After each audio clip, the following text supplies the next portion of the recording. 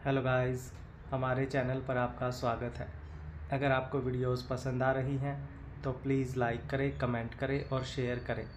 अगर आपने चैनल को अभी तक सब्सक्राइब नहीं किया है तो प्लीज़ चैनल को सब्सक्राइब करें। राजपूत मेंशन। कर्म ने प्याली की कमर पर अपना हाथ रखा हुआ था और उसे अपने करीब खींच लिया था। प्याली उसके चेहरे के बिल्कुल करीब थी और इस वक्त उसके चेहरे पर बहुत ज़्यादा डर झलक रहा था। उसे ऐसा लग रहा था जैसे उसने एक बार फिर से गलती कर दी हो, अक्षर को कुछ ना बताकर। कर्म ने उसे कहा था कि अगर वो अक्षर को छोड़ देगी तो कर्म उसे उसका किट्टू वापस लौटा देगा जो उसने किडनैप कर लिया था। प्याली कुछ बोलती उससे पहले ही कर्म ने उसे छोड़ा और बोला, जाओ, जाकर फिलहाल थोड़ी देर रेस्ट करो।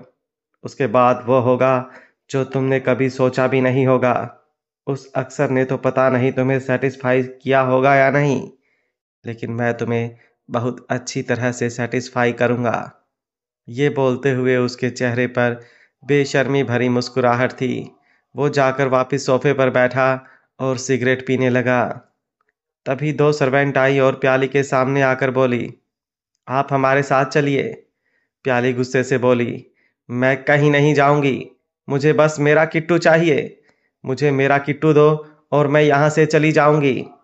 कर्म हंसा और बोला, तुम्हें लगता है कि मैं तुम्हें यहाँ से जाने दूंगा? बिल्कुल भी नहीं। कहा ना, जब तक मैं तुम्हें अच्छी तरह से सेटिस्फाई नहीं कर देता और खुद भी अच्छी तरह से सेटिस्फाई नहीं हो जाता, तब तक तुम यहाँ से कहीं नहीं जाओगी। अब जाओ अंदर, वरना कहीं ऐसा ना हो तुम्हारे किट्टी को ऐसी तड़पती हुई मौत दूं कि वो दोबारा कभी जन्म भी ना ले। उसकी बात सुनकर प्याली की आंखें बड़ी हो गईं और चेहरा डर से कांपने लगा। किट्टी को कुछ हो जाने का ख्याल ही उसकी रूह को कांपने पर मजबूर कर रहा था। वो तुरंत बोली, प्लीज, प्लीज ऐसा कुछ मत करना। तुम जो कहोगे मैं करने के लिए तैयार हूँ, लेकिन प्लीज किट्टू को कुछ मत करना। वो बहुत छोटा है। मैं तुम्हारे आगे हाथ जोड़ती हूँ, प्लीज उसे कुछ मत करना। ये बोलते हुए प्याली ने अपने हाथ जोड़ दिए थे। कर्म ने सर्वेंट को इशारा किया तो वो प्याली का हाथ पकड़कर उसे वहां से लेकर जाने लगी। प्याली को इस वक्त खुद पर ही बहुत ज्यादा गुस्सा आ रहा था। वहीं दूसरी तरफ अक्सर, जो इस वक्त अपने फार्म हाउस में था और ड्रिंक कर रहा था, उसे अपने हाथों में पकड़े हुए वाइन के गिलास में प्याली का चेहरा दिखाई दे रहा था। वो गुस्से से कांपते हुए बोला, तो आखिर तुमने भी वही किया, छोड़कर चली गई मुझे। मुझ पर यकीन नहीं किया। तुम्हें पता है, हमेशा से मुझे अपने हर एक रिश्ते से सिर्फ एक ही उम्मीद थी कि सामने वाला मुझे और कुछ दे ना दे, लेकिन अपना यकीन जरूर दे। और तुमने भी बाकी सब की तरह वही हरकत की, बस मुझ पर यकीन नहीं किया, बाकी सब कुछ दिया। और अपनी गलती सुधारने के बजाय तुमने एक गलती और की, मुझे छोड़कर ही चली गई। तुम्हें क्या लगता है कि मैं तुम्हारे लिए रोऊंगा? ये बोलते हुए वो उस गिलास को देख रहा था और उसे अपने हाथ में गोल गोल घुमा रहा था। अगले ही पल उसने जोर से उस गिलास को नीचे जमीन पर फेंका और गुस्से से कांपते हुए बोला, बिल्कुल भी नहीं। अगर तुम्हें मुझ पर यकीन नहीं ना, तो मुझे अब तुम्हारा ना ही यकीन चाहिए और ना ही तुम्हारा प्यार। आई जस्ट हेट यू प्याली, आई जस्ट हेट यू। नफरत है मुझे तुमसे, बेइंतहा नफरत। तुम आई मेरी जिंदगी में मोहब्बत बनकर, लेकिन जा रही हो नफरत बनकर। अब अगर तुम मेरी जिंदगी में वापस आने की सोचोगे भी ना, तो भी मैं तुम्हें अपनी जिंदगी में वापस नहीं आने दूंगा। नफरत है मुझे तुमसे, सिर्फ और सिर्फ नफरत। ये बोलते हुए अक्सर हद से ज्यादा कांप रहा था और उसकी आवाज बहुत ज्यादा ऊंची थी। अगले ही पल उसने अपने सामने रखी हुई वाइन की बोतल भी उठाई और उसे भी जोर से नीचे जमीन पर पटक दिया। वो पूरी शराब पूरे कमरे में फैल चुकी थी और कांच भी एकदम चकनाचूर हो गया था। लेकिन अभी भी अक्सर का गुस्सा शांत नहीं हुआ था। अब उसने सामने टेबल पर अपने दोनों हाथ रखे और अगले ही पल उस कांच के टेबल को भी जोर से उल्टा कर दिया, तो वो कांच का टेबल भी जमीन पर गिरा और उसके भी टुकड़े हो गए। जितने टुकड़े वहां पर कांच के बिखरे हुए थे, शायद उतने ही टुकड़े आज अक्सर और उसके दिल के हुए थे। अगर प्याली उससे माफी मांगती तो सब कुछ ठीक हो जाता। उसे प्याली से और कुछ नहीं चाहिए था सिवाय मोहब्बत के। उसने सोच लिया था कि वो किट्टू को भी एक्सेप्ट कर लेगा। उसे किट्टू से कोई प्रॉब्लम नहीं थी। उसे तो इस बात की खुशी थी कि वो प्याली और किट्टू को एक अच्छी लाइफ देगा। लेकिन उसे नहीं पता था कि अपनी गलती एक्सेप्ट करने की बजाय प्याली उसे छोड़कर ही चली जाएगी। सब कुछ तोड़ने फोड़ने के बाद अक्सर सोफे पर पीछे की तरफ हुआ और जोरों से हंसने लगा।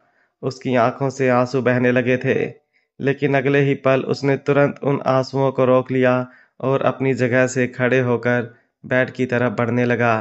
नीचे बिखरा हुआ कांच उसके पैरों में चुभ रहा था, लेकिन उसे जैसे कोई फर्क ही नहीं पड़ रहा था। खून उसके पैरों से बहने लगा, पर उसने दर्द से उफ तक नहीं की और आकर बिस्तर पर लेट गया। कुछ ही देर में वो गहरी नींद में जा चुका था। वहीं दूसरी तरफ राठौर मेंशन, रेयान और अमानत दोनों घर पर वापस आए। अमानत बहुत ज्यादा खुश नजर आ रही थी। उसका चेहरा बहुत खिला खिला था। वहीं रेयान की सांसें सूख रही थी।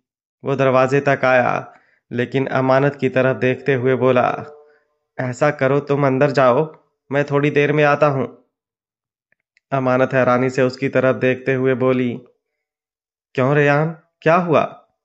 मैं अकेली क्यों जाऊं? तुम मुझसे नाराज हो क्या? मैंने जो किया उसके बाद तुम्हें मुझ पर गुस्सा आ रहा है क्या? रेयान तुरंत बोला, नहीं, ऐसा ऐसा कुछ नहीं है। वो बस मैं यूं ही। उसकी बात पूरी होती उससे पहले ही अमानत ने उसका हाथ पकड़ा और बोली, मैं कुछ नहीं सुनने वाली। तुम मेरे साथ रूम में चलो। वैसे भी रात के 12 बज गए हैं। अब तुम कहीं बाहर नहीं जाओगे। सोने का वक्त हो चुका है। तुम्हें कल ऑफिस भी जाना है। ये बोलकर वो रेयान को लगभग से खींचते हुए अंदर की तरफ ले आई। लेकिन जैसे ही वो अंदर आई, उसकी आंखें एकदम से बड़ी हो गई। पूरा रूम बहुत ही ज्यादा खूबसूरती से सजा हुआ था। अमानत ने तुरंत पलटकर रेयान की तरफ देखा। रेयान भी उसे ही देख रहा था। अमानत की आंखों में नमी तैर गई। उसने एक बार फिर से उस डेकोरेशन की तरफ देखा और फिर वापस रेयान की तरफ देखते हुए बोली, तुम्हें याद था? रेयान ने अपना सिर हाँ में हिलाया और बोला, ये भूलने वाली चीज ही नहीं थी। अमानत रोते रोते अचानक ही मुस्कुराने लगी। रेयान उसकी तरफ देखते हुए बोला, हैप्पी बर्थडे ट्रेजर। अमानत तुरंत उसके सीने से लग गई और बोली, thank you so much Reyaan. मुझे बिल्कुल अंदाजा नहीं था कि तुम्हें मेरा बर्थडे याद होगा। इस सरप्राइज के लिए thank you so much. Reyaan ने भी उसकी कमर पर हल्के से अपना हाथ रखा और बोला, ऐसे कैसे याद नहीं होगा? तुम मेरी। अचानक ही वो बोलते बोलते रुक गया और फिर एक गहरी सांस लेकर बोला, बीवी हो। तुम्हारा बर्थडे याद नहीं रखूंगा तो और किसका बर्थडे याद रखूंगा? ये बोलते हुए उसकी आवाज हल्की सी कांप रही थी। अमानत का दिल खुशी से झूमने लगा था। रेयान के मुंह से अपने लिए बीवी शब्द सुनना ही उसे सुकून दे रहा था। उसने रेयान की पीठ पर और भी ज्यादा कसकर अपनी बाहें लपेट दी थी। रेयान उसे लेकर अंदर की तरफ आया और बोला, पहले अपना सरप्राइज अच्छे से देखो तो। ये बोलते हुए जब वो उसे अंदर की तरफ लेकर आ रहा था, तो अमानत की नजरें इधर उधर घूम रही थी। पूरा रूम बहुत ही ज्यादा खूबसूरती से सजा हुआ था और सामने टेबल पर केक रखा हुआ था, जिसके पास दो छोटे से बॉक्स थे। एक बॉक्स तो बर्थडे गिफ्ट होगा, अमानत यही सोच रही थी, और दूसरा गिफ्ट किस लिए, उसे समझ नहीं आ रहा था। पर फिलहाल उसका ध्यान सिर्फ डेकोरेशन देखने में था। रेयान की तरफ से किया गया ये एक छोटा सा सरप्राइज ही उसके लिए बहुत बड़ी चीज थी। रेयान उसका हाथ पकड़कर उसे सोफे की तरफ लेकर आया और फिर उसे सोफे पर बिठाकर सामने केक की तरफ देखते हुए बोला, अब केक कट करने का टाइम आ चुका है। ये बोलते हुए उसने वहां पर रखा हुआ नाइफ उठाकर अमानत के हाथ में दिया। अमानत ने उस केक को कट करना शुरू किया तो रेयान उसके लिए हैप्पी बर्थडे सॉन्ग गाने लगा। अमानत ने केक कट किया और छोटा सा टुकड़ा रेयान को खिलाया, लेकिन थोड़ा सा उसने अपने हाथ में रख लिया और उसे खुद खा लिया। रेयान मुस्कुराते हुए उसे देख रहा था। उसने भी अमानत को केक खिलाया और फिर उन गिफ्ट बॉक्स की तरफ देखते हुए बोला, आज बड़ी शिकायत लगा रही थी ना तुम मुझसे कि मैंने तुम्हें गिफ्ट नहीं दिया, तो अब ये दो दो गिफ्ट। ये बोलते हुए उसने दोनों बॉक्स उठा लिए थे। अमानत उसकी तरफ देखकर हैरानी से बोली, लेकिन ये दो गिफ्ट क्यों है रेयान? बर्थडे पर तो एक ही गिफ्ट दिया जाता है ना, तो फिर तुम मुझे ये दो गिफ्ट क्यों दे रहे हो? रेयान हंसा और बोला, क्योंकि इनमें से एक गिफ्ट बर्थडे का है, लेकिन दूसरा हमारा वेडिंग गिफ्ट। उसकी बात सुनकर अमानत का दिल एक बार फिर से जोरों से धड़कने लगा। रेयान ने उसे एक बॉक्स दिया जो कि बर्थडे गिफ्ट था। वो बॉक्स ना ज्यादा छोटा था और ना ही ज्यादा बड़ा। अमानत ने उसे खोलकर देखा। उसमें एक कांच का टेडी था जो कि बहुत ही ज्यादा खूबसूरत था। अमानत अपनी खुशी भरी आंखों से रेयान की तरफ देखने लगी। रेयान उसे देखते हुए बोला, पसंद आया? अमानत तुरंत अपना सिर हाँ में हिलाते हुए बहुत पसंद आया।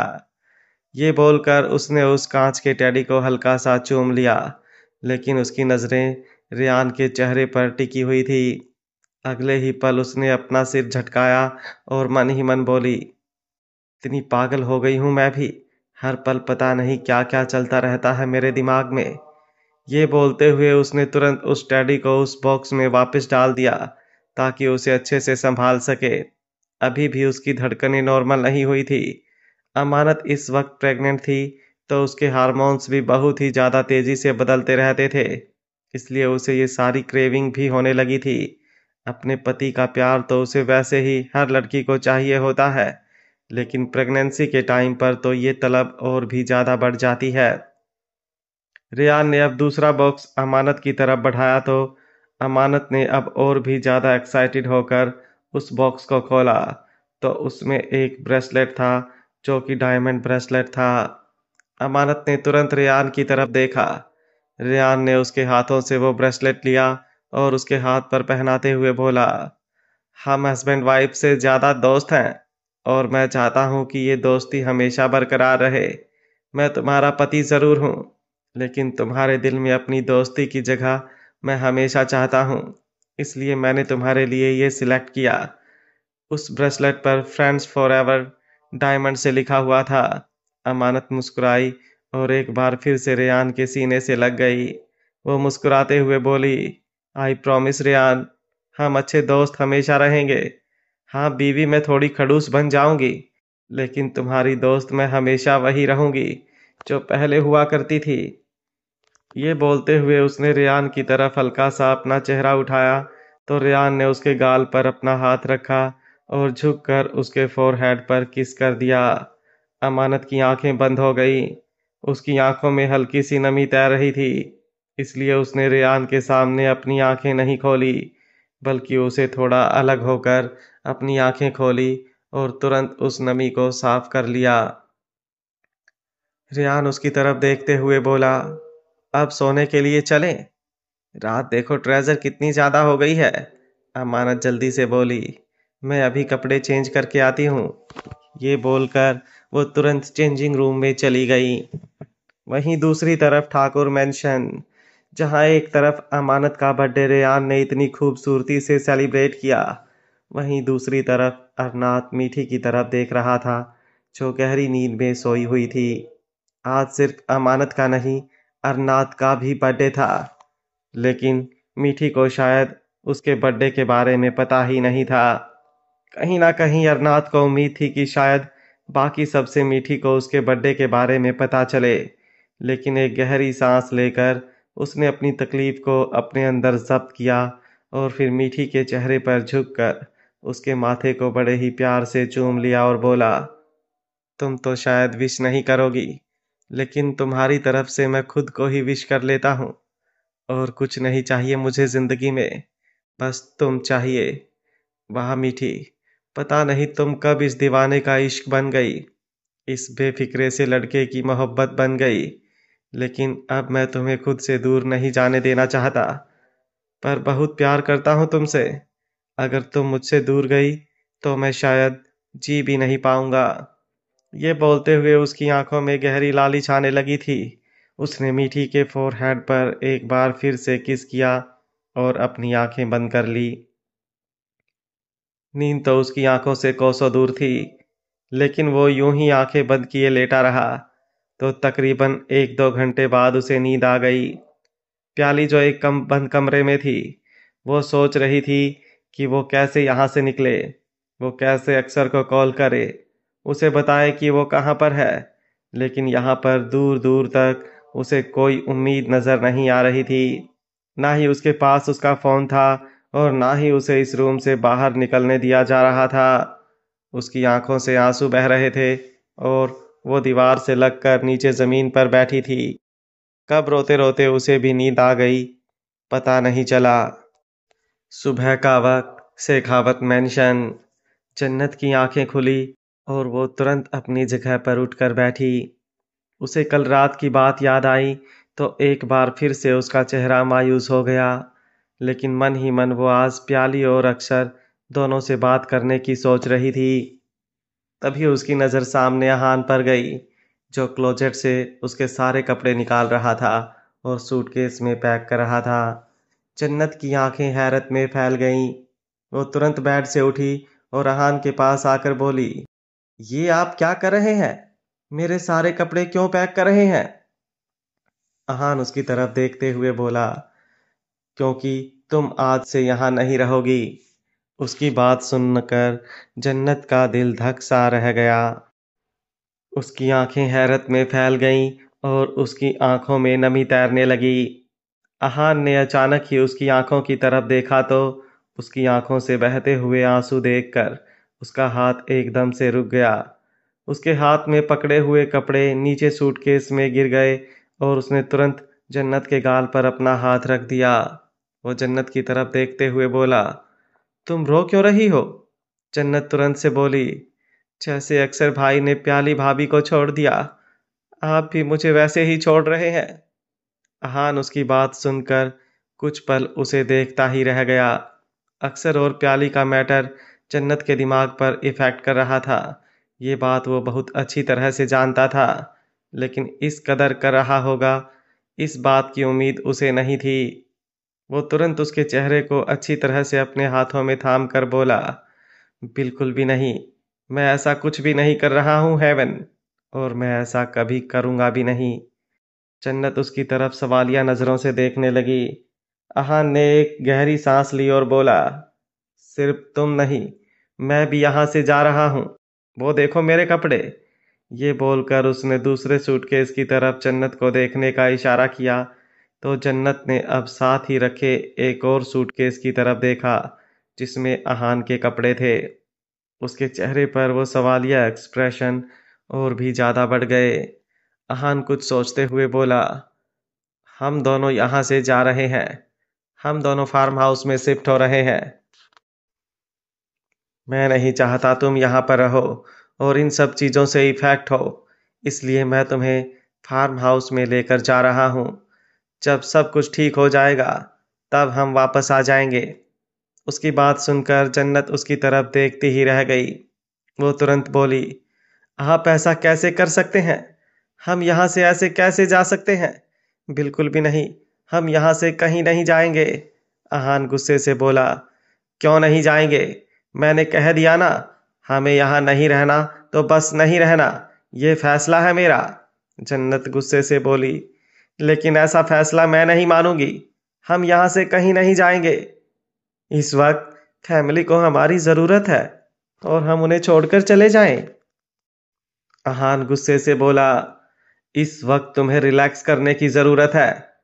जन्नत भी जल्दी से बोली, मैं रिलैक्स ही हूँ अहान। माना मैं बहुत ज्यादा हर्ट हूँ, लेकिन इसका मतलब ये नहीं कि मैं इतनी ज्यादा सेल्फिश हो जाऊं कि इस वक्त पर फैमिली को छोड़कर चली जाऊं, जहां उन्हें मेरी सबसे ज्यादा जरूरत है। अक्सर भाई और प्याली भाभी की लाइफ में जो कुछ हो रहा है, उसकी वजह से सब लोगों की लाइफ इफेक्ट हो रही होगी। सिर्फ मैं ही दुखी नहीं हूँ, स्नोफ्लेक और बेबी डॉल भी बहुत ज्यादा दुखी होगी। ऐसे में हम उन्हें अकेले छोड़कर कैसे जा सकते हैं? बिल्कुल भी नहीं अहान, ये मुझसे नहीं होगा और आप भी कहीं नहीं जाएंगे। अहान दांत पीसते हुए बोला, तुम मेरा फैसला मान रही हो या नहीं? जन्नत हैरानी से उसे देखने लगी। अहान एक बार फिर से बोला, मैं फैसला ले चुका हूं हेवन, और अब मुझे तुम्हारी हाँ चाहिए, तुम्हारी ना नहीं। सोच समझ कर मुझे जवाब दो। जन्नत उसका गुस्सा समझ रही थी, लेकिन वो अहान के गुस्से से डर कर फैमिली को छोड़कर बिल्कुल भी नहीं जा सकती थी। उसने अहान के सीने पर अपना हाथ रखा और बोली, प्लीज मेरी बात समझने की कोशिश कीजिए अहान, इस वक्त आप ऐसा फैसला। अभी वो बोल ही रही थी कि अहान ने उसकी कलाई को कसकर पकड़ा और गुस्से से बोला, हाँ या ना। जन्नत की आंखों में आंसू आ गए। वो अहान की तरफ देखते हुए बोली, प्लीज समझने की कोशिश। इस बार अहान ने गुस्से से उसकी कलाई को मरोड़कर उसकी पीठ से लगा दिया। जन्नत की आंखें हैरत में फैल गईं। अहान उसके चेहरे पर झुका और बोला, हाँ या ना। जन्नत रोते हुए बोली, मुझे दर्द हो रहा अहान, मेरा हाथ छोड़िए। अहान सर्द लहजे में बोला, मुझे जवाब दो। जन्नत दर्द से करहाने लगी, लेकिन अहान उसका हाथ नहीं छोड़ रहा था। वो जबरदस्ती अपना हाथ अहान से छुड़ाने लगी। अहान ने उसका हाथ और भी ज्यादा कसकर पकड़ लिया, लेकिन आखिर में जन्नत ने उसे जोर से धक्का दिया और गुस्से से बोली, ये क्या हरकत है अहान, आप ऐसा कैसे कर सकते हैं? आप तो प्यार के दावे करते हैं ना, तो फिर मुझे ऐसे हर्ट कैसे कर सकते हैं? आपको पता भी है मुझे कितना दर्द हो रहा है। ये बोलते हुए वो अपनी कलाई की तरफ देख रही थी, जहां पर अहान की उंगलियों के निशान छप चुके थे। अहान के चेहरे पर तिरछी मुस्कुराहट आ गई। वह उसके करीब आया और उसके चेहरे को गौर से देखते हुए बोला, मुझे मेरा जवाब मिल गया। ये बोलकर वो तुरंत वहां से अपना सूटकेस लेकर चला गया। जन्नत की आंखें हैरत में फैल गईं। उसने ऐसा कभी सोचा भी नहीं था कि अहान अकेले ही यहाँ से चला जाएगा। वो तुरंत उसके पीछे पीछे आई। अहान दरवाजे से बाहर निकल गया, लेकिन जन्नत दरवाजे से बाहर नहीं निकल सकती थी। उसने तुरंत अहान का हाथ पकड़कर उसे रोका। इस वक्त जन्नत के कपड़े ऐसे थे ही नहीं कि वो बाहर सबके सामने जा सके। वो नमी भरी आंखों से अहान को देखते हुए बोली, प्लीज ऐसा मत कीजिए अहान, आपके इस फैसले से सब और ज्यादा परेशान हो जाएंगे। आप सही नहीं कर रहे हैं, ये बहुत गलत है, बहुत बहुत ज्यादा गलत है। अभी वो बोल ही रही थी कि अहान ने एक झटके से उसका हाथ अपने हाथ से हटाया और बोला, मैं यहां से अकेले जाना नहीं चाहता था, लेकिन अब जाना शायद जरूरी है। तभी तुम्हें समझ में आएगा कि तुम्हारे लिए इम्पोर्टेंट क्या है, मैं या ये फैमिली। मुझे फैमिली से कोई प्रॉब्लम नहीं है, लेकिन प्रॉब्लम मेरी वैल्यू, मेरी इम्पोर्टेंस से है, जो मुझे फिलहाल तुम्हारी आंखों में मेरे लिए दिखाई नहीं दे रही। ये बोलकर अहान दरवाज़ा बंद कर वहां से चला गया। जन्नत ने तुरंत दरवाज़ा खोला, लेकिन तब तक अहान कॉरिडोर की तरफ बढ़ चुका था। उसकी आंखों से आंसू निकलने लगे और वो घुटनों के बल नीचे जमीन पर गिर गई। एक ही पल में जैसे उसकी पूरी जिंदगी बदल गई थी। अभी कल ही अहान ने अक्सर और प्याली के बीच होती हुई लड़ाई को देखकर उसका हाथ कसकर थाम लिया था, लेकिन आज अचानक ही वो उसका हाथ छोड़कर चला गया। फिलहाल हॉल में नीचे कोई नहीं था, इसलिए किसी ने अहान को जाते हुए नहीं देखा। जन्नत ने अपने आंसू साफ किए और बोली, मैं जानती हूँ मैंने आपको नाराज कर दिया। पता है मुझे आपको अपनी इम्पोर्टेंस, अपनी वैल्यू बहुत ज्यादा प्यारी है। इसके आगे आप और किसी की सुन ही नहीं सकते। लेकिन अगर मैंने आपको नाराज किया है तो मैं आपको मना कर भी रहूंगी। हाँ, मैं इस फैमिली को छोड़कर, इस घर को छोड़कर नहीं जाऊंगी, लेकिन आपको इस घर में वापस तो मैं ला कर ही रहूंगी। ये बोलकर वो वापस अपने रूम में आई और अपने क्लोजेट और उस बिखरे हुए सूटकेस की तरफ देखने लगी। उसने अपने सारे कपड़े सूटकेस से वापस क्लोजेट में रखे और फिर अपने कपड़े लेकर वॉशरूम में चली गई। कुछ देर बाद वो शावर लेकर वॉशरूम से बाहर आई और तैयार होकर नीचे हॉल में आ गई। नीचे डाइनिंग टेबल पर अति और आरजू दोनों नाश्ता लगवा रही थी। तक्षक और जसन भी वहीं पर मौजूद थे। जन्नत को अकेले आते देख अति और आरजू दोनों के चेहरे पर हैरानी झलक रही थी। जन्नत वहां पर उनके पास आई तो अति जन्नत की तरफ देखते हुए बोली, अहान कहाँ है? उसे भी अपने साथ ले आती। उसका सवाल सुनकर जन्नत समझ चुकी थी कि उन दोनों को अहान के घर छोड़कर जाने के बारे में कुछ भी नहीं पता। वो तुरंत थोड़ा हड़बड़ा कर बोली, वो आज उन्हें ऑफिस में थोड़ा सा इम्पोर्टेंट काम था, इसलिए वो घर से जल्दी चले गए। पर डोंट वरी, रात तक आ जाएंगे, जरूर वापस आ जाएंगे। उसे यूं हड़बड़ाते हुए देख आरजू के चेहरे पर सवालिया एक्सप्रेशन थे, लेकिन फिलहाल उसने कुछ नहीं कहा। अति जन्नत की तरफ देखकर हल्का सा मुस्कुराई और बोली, कोई बात नहीं, तुम बैठकर ब्रेकफास्ट करो, तुम्हें कॉलेज जाना होगा ना? जन्नत ने अपना सिर हाँ में हिलाया और बोली, हाँ मुझे कॉलेज जाना है, लेकिन मुझे अहान के लिए लंच भी लेकर जाना है, तो क्या आप अहान के लिए लंच पैक करवा देंगे? अति तुरंत बोली, क्यों नहीं, तुम पहले ब्रेकफास्ट करो, उसके बाद मैं उसका टिफिन पैक करवा देती हूँ। जन्नत ने अपना सिर हाँ में हिलाया और अपने ब्रेकफास्ट पर ध्यान देने लगी, लेकिन उसका कुछ भी खाने का मन नहीं था। पर अगर वो मना करती तो आरजू के चेहरे पर अभी अभी उसने शक भरे एक्सप्रेशन जो देखे थे वो यकीन में बदल जाते।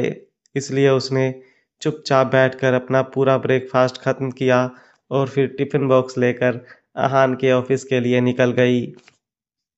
वहीं दूसरी तरफ ठाकुर मैंशन, अरनाथ और मीठी दोनों तैयार होकर नीचे की तरफ आए।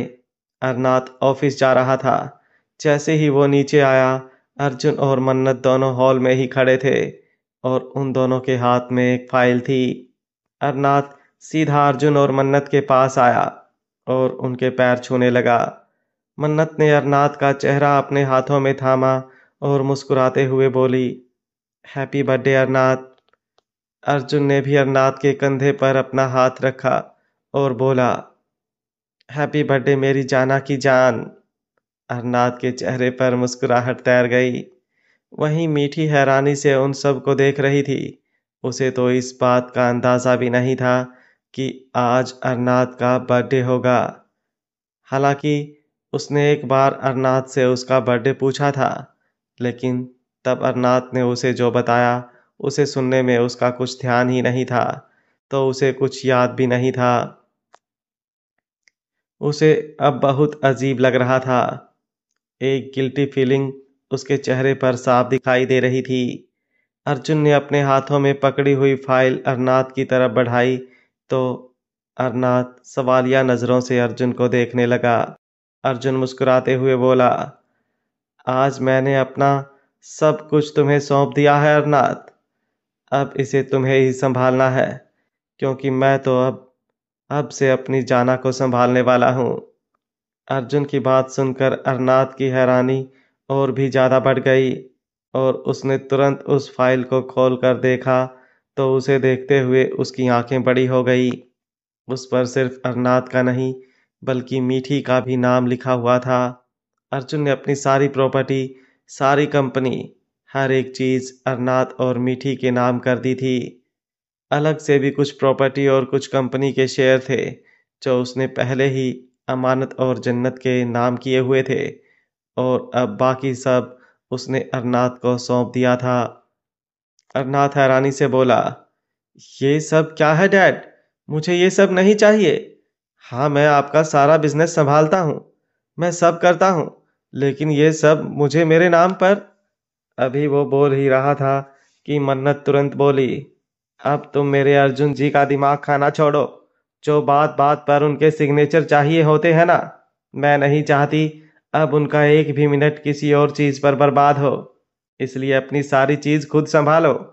मुझे बस मेरे अर्जुन जी वापस दे दो।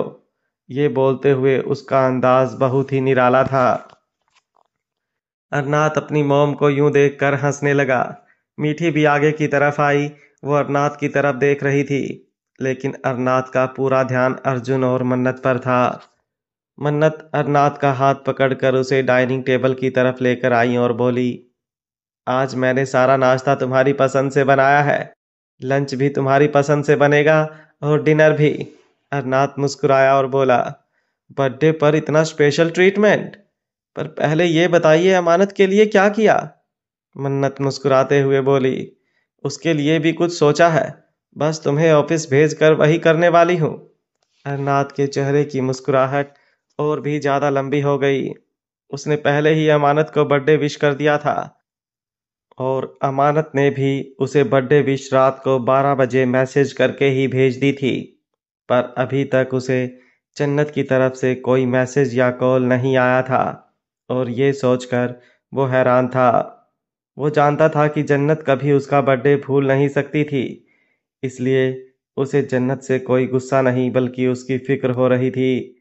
उसने सोच लिया था कि वो जन्नत से मिलने के लिए उसके कॉलेज जाएगा। मीठी बार बार अरनाथ को देख रही थी। वो उसे बर्थडे विश करना चाहती थी, लेकिन वहां पर अर्जुन और मन्नत थे और वो नहीं चाहती थी कि उन दोनों को पता चले कि उसने रात को या फिर अभी तक अरनाथ को बर्थडे विश किया ही नहीं। सबका ब्रेकफास्ट खत्म हुआ तो अरनाथ वहां से बाहर की तरफ जाने लगा। मीठी भी जल्दी से भागते हुए बाहर की तरफ आई। अरनाथ गाड़ी में बैठने ही वाला था कि मीठी ने आकर उसका रास्ता रोक लिया। अरनाथ की तरफ देखते हुए बोली, मुझे आपसे कुछ कहना है मिस्टर स्वीट। अरनाथ हल्का सा मुस्कुराया और बोला, अच्छा, सच में तुम्हें मुझसे कुछ कहना है? कहो ना स्वीट, मैं तो सुनने के लिए बेताब हूँ। अभी वो बोल ही रहा था कि मन्नत अंदर से बाहर की तरफ आई। उसके उसके साथ ही 2 सर्वेंट भी थे, जिनके हाथों में बड़े बड़े बैग थे। मन्नत उन बैग्स को गाड़ी में रखवाते हुए बोली, ये तुम अपने ऑफिस के एम्प्लॉयज को दे देना। अरनाथ मुस्कुराया और बोला, ये सब जरूरी नहीं होता है मॉम, हर साल आप ये सब करती हैं। मन्नत ने मुस्कुराकर अरनाथ के गाल पर अपना हाथ रखा और बोली, ये दिन होता ही इतना खास है कि ये सब करना तो बनता है। मीठी एक बार फिर से मन्नत और अरनाथ की तरफ देख रही थी। उसकी आंखों में नमी तैर गई। बैग्स गाड़ी में रखे जा चुके थे। मन्नत अरनाथ की तरफ देखते हुए बोली, जाओ अब जल्दी से जाओ, तुम्हें देर हो रही है। और हाँ, रात को घर जल्दी आना और थोड़ा ख्याल रखना अपना। ये बोलकर वो पीछे की तरफ हट गई। अरनाथ ने एक नज़र मीठी पर डाली और फिर गाड़ी में बैठ गया। मीठी कुछ बोल ही नहीं पाई। उसके जाने के बाद मन्नत ने मीठी का हाथ पकड़ा और बोली, यहाँ क्या कर रही हो? आओ मेरे साथ अंदर चलो।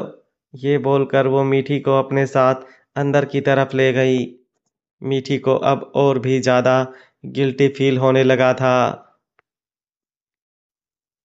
ठाकुर पेंशन। मीठी मन्नत के साथ अंदर की तरफ आ गई थी, लेकिन अब वो खुद को ज्यादा संभाल नहीं पाई और मन्नत से बोली, मैं ऊपर रूम में जा रही हूँ, थोड़ा सा काम है, जल्दी से निपटा कर नीचे वापस आ जाऊंगी। ये बोलकर वो तुरंत सीढ़ियों की तरफ भाग गई और मन्नत उसे हैरानी से देखने लगी। वो कौन सा मीठी को रोक रही थी, लेकिन मीठी का इस तरह से जाना उसे बहुत अजीब लगा। पर ज्यादा इंटरफेयर ना करते हुए उसने भी मीठी को नहीं रोका। मीठी अपने रूम में आई और उसने जोर से दरवाजा बंद किया और वहीं दरवाजे से लगकर रोने लगी। उसकी आंखों से आंसू लगातार बह रहे थे। वो रोते हुए बोली, मुझे समझ में नहीं आ रहा, आखिर मेरे साथ हो क्या रहा है। एक तरफ जतिन और उसकी बातों में उलझी हुई हूँ और दूसरी तरफ चाहकर भी मैं मिस्टर स्वीट के साथ अपने रिश्ते को संभाल नहीं पा रही। मैं उनसे प्यार करती हूँ, लेकिन ना ही उन्हें अपने दिल की बातें कह पाती हूँ, ना ही उनके करीब जा पाती हूँ, ना उन्हें अपने करीब आने देती हूँ। आखिर ये सब मेरे साथ ही क्यों हो रहा है? क्यों मेरे दिमाग में ये सब चल रहा है? क्यों मैं इतनी परेशान हो रही हूँ? क्यों मैं मिस्टर स्वीट को सब कुछ बता नहीं पा रही? क्यों कुछ समझ में नहीं आ रहा? मैं क्या करूं? आज उनका बर्थडे था, लेकिन मैंने उन्हें बर्थडे विश तक नहीं किया। कितना बुरा लग रहा होगा ना उन्हें। ये बोलते हुए उसके आंसू और भी ज्यादा तेज हो गए। वो लगातार रोती रही और फिर कुछ सोचते हुए बोली, नहीं, मैं जानती हूँ मिस्टर स्वीट इस वक्त बहुत ज्यादा हर्ट होंगे। आज उनका बर्थडे है। मैं उन्हें उनके बर्थडे के दिन इस तरह से हर्ट नहीं रहने दूंगी। मैं उन्हें बर्थडे विश करूंगी। वो मुझसे प्यार करते हैं। उन्हें उम्मीद होगी मुझसे। मैं उनकी उम्मीद नहीं तोड़ूंगी। मैं उनके ऑफिस उनका लंच लेकर जाऊंगी। ये बोलते हुए वो अपने आंसू साफ कर रही थी। उसने जल्दी से आईने के सामने आकर अपना हुलिया सुधारा और फिर तुरंत नीचे आ गई। मन्नत जो अभी डाइनिंग टेबल सर्वेंट से साफ करवा रही थी, उसने मीठी को तुरंत नीचे आते देखा तो वो हैरान हुई। मीठी उसके पास आई और बोली, मुझे मिस्टर स्वीट के लिए लंच बनाना है। प्लीज आप मुझे बता दीजिए उन्हें क्या क्या पसंद है। मैं वो सब उन्हें अपने हाथों से बनाकर खिलाना चाहती हूँ। मन्नत उसे देखते हुए बोली, तुम दोनों की लड़ाई हुई है क्या? मीठी ने अपना सर ना में हिलाया और बोली, नहीं, लड़ाई नहीं हुई। वो बस मैं उन्हें उनके बर्थडे पर ये छोटा सा सरप्राइज देना चाहती हूँ। मीठी की बात सुनकर मन्नत मुस्कुराई और बोली, अच्छा तो ये बात है। खैर लंच तो मैं तुम्हें बता देती हूँ कि उसे क्या क्या पसंद है, लेकिन फिलहाल मेरे पास एक और आइडिया भी है। मीठी ने हैरानी से मन्नत की तरफ देखा तो मन्नत ने उसे कुछ कहा, जिसे सुनकर मीठी के चेहरे पर मुस्कुराहट तैर रही थी। वो तुरंत बोली, मैं ऐसा कर सकती हूँ क्या? मन्नत ने अपना सर हाँ में हिलाया तो मीठी की खुशी और भी ज्यादा बढ़ गई। वो तुरंत मन्नत के सीने से लग गई और बोली, थैंक यू सो मच। अब मैं यही करूँगी। ये बोलते हुए उसके चेहरे पर बहुत ही ज्यादा खुशी झलक रही थी और मन्नत भी उसे देखकर मुस्कुरा रही थी। वहीं दूसरी तरफ राठौर मेंशन, अमानत और रेयान दोनों अपनी मॉर्निंग वॉक से अपने रूम में वापस आए और रेयान ऑफिस के लिए तैयार होने लगा और अमानत भी अपने कपड़े निकालने लगी। लेकिन अपने कपड़ों की तरफ देखते हुए उसका चेहरा बिल्कुल मायूस था। वो बहुत ज़्यादा इरिटेट लग रही थी। रेयान ने जब उसे यूं देखा तो उसके पास आया और बोला, क्या हुआ? इतनी परेशान क्यों लग रही हो? अमानत मुंह बनाते हुए बोली, परेशान नहीं होऊं तो और क्या होऊं? रेयान मेरे पास कपड़े ही नहीं है। रेयान ने हैरानी से उसकी तरफ देखा और बोला, क्या तुम्हारे पास कपड़े नहीं हैं? अगर तुम्हारे पास कपड़े नहीं है ना, तो ट्रेसर इस दुनिया में किसी के पास कपड़े हो भी नहीं सकते। अमानत ने गुस्से से उसे घूर कर देखा और बोली, तुम्हें मेरी बात मजाक लग रही है रेयान? सच में मेरे पास कपड़े नहीं है। मेरा टमी थोड़ा सा बड़ा हो गया है तो मेरे कपड़े मुझे छोटे हो गए। ये बोलते हुए उसने बिल्कुल मासूम सा चेहरा बनाया हुआ था। उसका वो चेहरा और उसके बोलने का लहजा देखकर रेयान को हंसी आ गई।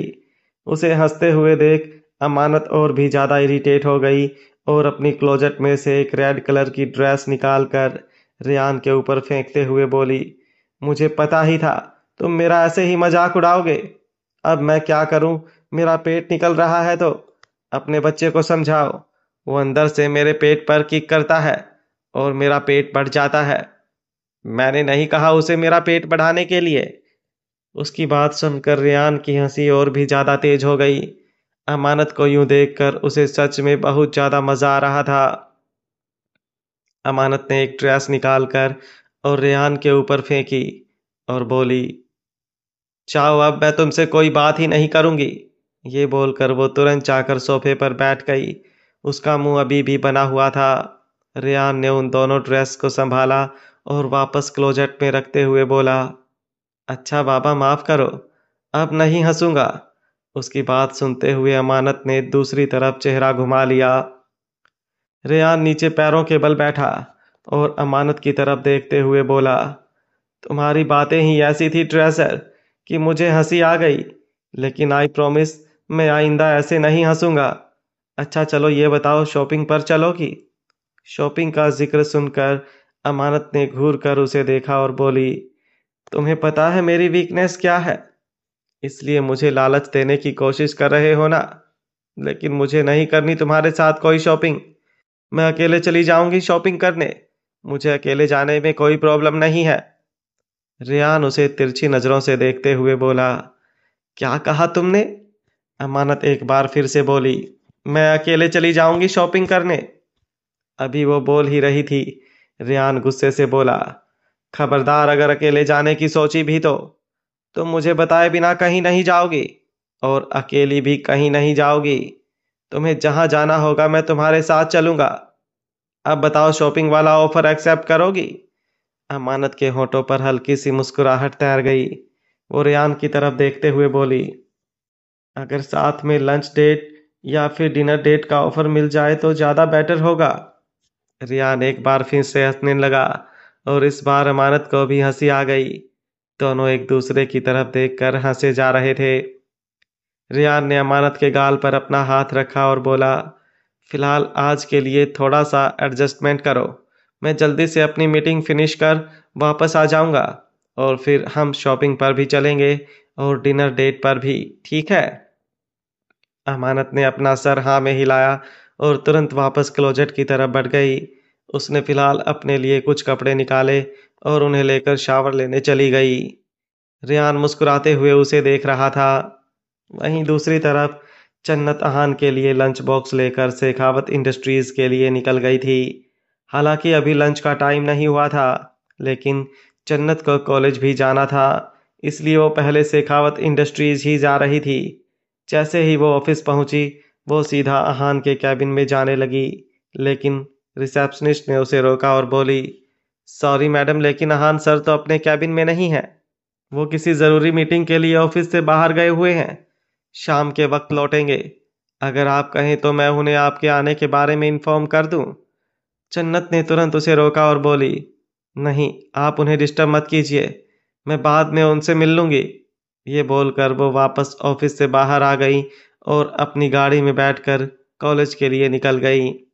उसे जल्द से जल्द अहान से मिलना था ताकि उसे मना सके। अहान की नाराजगी उसे अंदर से बेचैन किए जा रही थी। जहां एक तरफ अहान की नाराजगी से जन्नत बेचैन थी, वहीं दूसरी तरफ अहान भी अपनी मीटिंग में बैठा गुस्से से सब चीज हैंडल कर रहा था। उसे गुस्से में देखकर सब लोग हैरान थे। सब लोग जल्द से जल्द मीटिंग खत्म होने का इंतजार कर रहे थे ताकि अहान का गुस्सा फूटने से पहले पहले मीटिंग ओवर हो जाए और वो लोग अहान के गुस्से से बच जाए। अचानक ही अहान अपने सामने खड़ी अपनी असिस्टेंट की तरफ देखते हुए बोला, मैंने तुमसे कहा ना मैंने तुमसे कहा ना हेवन, ये कंसाइनमेंट ऐसे प्रेजेंट नहीं होगा। ये बोलते बोलते वो अचानक से रुक गया और वो असिस्टेंट हैरानी से अहान की तरफ देखने लगी। उसका नाम हेवन नहीं, सोनाक्षी था। वो तुरंत अपने आसपास देखने लगी कि ये हेवन कौन है। वहीं दूसरी तरफ अहान गुस्से से कांप रहा था। उसने अपने सामने रखा हुआ पानी का गिलास उठाया और उसे जोर से नीचे जमीन पर पटक दिया। सब लोग बड़ी बड़ी आंखों से उसे देखने लगे। अहान तुरंत अपनी जगह से खड़ा हुआ और गुस्से से बोला, एक्सक्यूज मी। ये बोलकर वो तुरंत मीटिंग हॉल से बाहर निकल गया और अपनी गाड़ी में बैठकर वापस शेखावत इंडस्ट्रीज के लिए निकल गया। वहीं जन्नत भी अपने कॉलेज में आ गई थी, लेकिन उसका बिल्कुल भी मन नहीं लग रहा था। उसका सारा ध्यान अहान पर था और वो सोच रही थी कि वो अहान के लिए ऐसा क्या करे जो वो मान जाए। तभी उसके दिमाग में एक आइडिया आया। वो जानती थी कि अहान रात को फार्म हाउस जाएगा, तो उसने फार्म हाउस जाने का ही सोचा।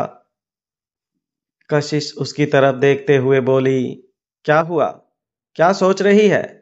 आज फिर से अपने अहान के ख्यालों में खोई हुई है क्या? जन्नत हल्का सा मुस्कुराकर बोली, कुछ भी, इतनी भी पागल नहीं हुई मैं भी। मनीषा दूर से उसे देख रही थी और जन्नत को देखते हुए उसके चेहरे पर इस वक्त जलन दिखाई दे रही थी। राजपूत मेंशन। प्याली अपने रूम में थी। तभी रूम का दरवाजा खुला और कर्म अंदर आया। कर्म को देखते ही प्याली जो बेड पर निढाल बैठी थी, वो तुरंत अपनी जगह से उठी और कर्म के पास आकर बोली, प्लीज अब तो मुझे मेरा किट्टू वापस दे दो। अब तो पूरा एक दिन बीत गया, मैं पूरे एक दिन से यहीं पर थी। प्लीज मैं अब तुम्हारे आगे हाथ जोड़ती हूँ, मुझे मेरा किट्टू वापस दे दो। मुझे यहाँ से जाना है। अगर मिस्टर शेखावत को पता लगा ना कि तुमने मुझे जबरदस्ती यहाँ पर रखा हुआ है, तो वो तुम्हें छोड़ेंगे नहीं, वो तुम्हारी जान ले लेंगे। उसकी बात सुनते हुए कर्म, जो पहले मुस्कुराते हुए उसे देख रहा था, अचानक ही उसका चेहरा गुस्से से कांपने लगा। उसने एक जोरदार थप्पड़ प्याली के चेहरे पर जड़ दिया तो प्याली सीधा जमीन पर आकर गिरी। दर्द से उसकी आह निकल गई। कर्म उसके करीब आया और पंजों के बल नीचे जमीन पर बैठकर बोला, मेरी गिरफ्त में रहकर तारीफ उस अक्सर की कर रही हो। ऐसा भी क्या दिया तुम्हें उस अक्सर ने जो उसके इतने गुण गाए जा रही हो? और मैं जो तुम्हें दुनिया भर की खुशियां देना चाहता हूं, उसकी तुम्हें बिल्कुल ही परवाह नहीं। प्याली ने गुस्से से कांपते हुए उसे देखा और बोली, खुशियां? कैसी खुशियां? एक माँ से उसके बच्चे को छीनकर तुम बोल रहे हो कि तुम मुझे खुशियां देना चाहते हो? मैं मेरे मिस्टर शेखावत से बहुत प्यार करती हूँ, लेकिन तुम्हारी वजह से मुझे उनसे दूर होना पड़ा। तुम्हारी वजह से मुझे उन्हें छोड़ना पड़ा। मैं तो तुम्हें जानती तक नहीं, लेकिन तुम मेरे पीछे पड़े हुए हो।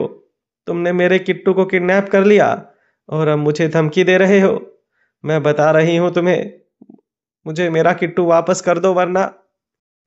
कर्म ने उसके गालों को कसकर अपनी उंगलियों में पकड़ा और बोला, दूंगा ना तुम्हें तुम्हारा किट्टू वापस। दूंगा, डोंट वरी। उसे कोई नुकसान नहीं पहुंचाऊंगा। लेकिन अब तुम मेरे पास हो तो तुम्हारा थोड़ा बहुत फायदा उठाना तो बनता है ना। पहले तो मैंने सोचा था कि तुम्हें अपने बिस्तर पर लाऊं और जो कमी उस अक्सर ने पूरी नहीं की वो मैं पूरी करूं। लेकिन अब मैं सोच रहा हूं, क्यों ना तुमसे थोड़ा सा बिजनेस किया जाए। खूबसूरत तो काफी हो, दाम भी बहुत अच्छा मिलेगा तुम्हारा। उसकी बात सुनते हुए प्याली की आंखें हैरत में फैल गईं। कर्म उसकी गर्दन की तरफ देखते हुए बोला, और वैसे भी तुम पर तो शेखावत नाम का ठप्पा लगा हुआ है। तुम्हारा तो दाम अब दुगना हो गया होगा। ऐसे में भला मैं अपना फायदा कैसे ना सोचूं। बहुत जल्दी मैं तुम्हें बेचने वाला हूं, और ऐसी जगह बेचूंगा कि तुम्हारा अक्सर तो दूर, उसकी परछाई भी वहां पर नहीं आ पाएगी। ये बोलते हुए उसके चेहरे पर डेंजरस एक्सप्रेशन थे। प्याली चिल्लाते हुए बोली, तुम ऐसा नहीं कर सकते। तुम मेरे साथ ये सब नहीं कर सकते। तुमने मुझसे वादा किया था कि अगर अगर मैंने मिस्टर शेखावत को छोड़ दिया तो तुम मुझे मेरा किट्टू लौटा दोगे। लेकिन अब तुम अपने वादे से मुकर नहीं सकते। तुम मेरे साथ इतनी घटिया हरकत नहीं कर सकते। कर्म उसकी बात सुनकर हंसने लगा और बोला, तुमने मुझसे क्या उम्मीद की थी कि मैं तुम्हारी आरती उतारूंगा? तुम उस अक्सर को छोड़कर आओगी और मैं तुम्हें तुम्हारा किट्टू देकर कहूंगा, जाओ अब जाकर अपना घर बसाओ। लगता है उस अक्सर ने कभी तुम्हें मेरे बारे में बताया नहीं। नफरत है मुझे उस अक्सर से, और अब उस नफरत का अंजाम तुम भुगतोगी। जो हाल मैं उस अक्सर का करना चाहता था, अब वो मैं तुम्हारा करूंगा। मैं तकलीफ तुम्हें दूंगा और तड़प उस अक्सर शेखावत को होगी। उसकी बातें सुनते हुए प्याली का चेहरा कांपने लगा था। उसकी आंखों में डर साफ झलक रहा था। कर्म अपनी जगह से उठा और हंसते हुए कमरे से बाहर चला गया, और प्याली अपनी जगह पर बैठी रह गई। उसकी आंखों से एक बार फिर से आंसू बह रहे थे। वहीं दूसरी तरफ अक्षर ड्रीम इंडस्ट्रीज में फोन पर किसी से बात कर रहा था। तभी उसके कैबिन का दरवाजा नॉक हुआ। अक्षर ने दरवाजे की तरफ देखा तो सामने दमन खड़ा था। दमन अंदर की तरफ आया और उसे देखने लगा तो अक्षर ने फोन डिस्कनेक्ट किया और सवालिया नजरों से उसे देखते हुए बोला, क्या हुआ? दमन थोड़ा हिचकिचाकर बोला, मुझे आपसे कुछ कहना है सर। अक्षर गुस्से से बोला, लेकिन फिलहाल मैं कुछ नहीं सुनना चाहता, जाओ यहां से। दमन एक बार फिर से बोला, प्लीज सर मेरी बात सुन लीजिए। अक्षर अब गुस्से से चिल्लाकर बोला, मैंने कहा ना, अभी फिलहाल मुझे किसी भी बारे में कोई भी बात नहीं करनी है, जाओ यहां से। दमन बड़ी हिम्मत कर जल्दी से बोला, सर मुझे प्याली मैडम के बारे में बात करनी है। उसकी बात सुनकर अक्षर की आंखें बड़ी हो गई। अक्षर हैरानी से दमन की तरफ देख रहा था। दमन ने जैसे ही कहा कि उसे प्याली के बारे में बात करनी है, अक्षर के लिए जैसे वक्त एक पल के लिए थम गया था। दमन को इस वक्त बहुत ज्यादा डर लग रहा था।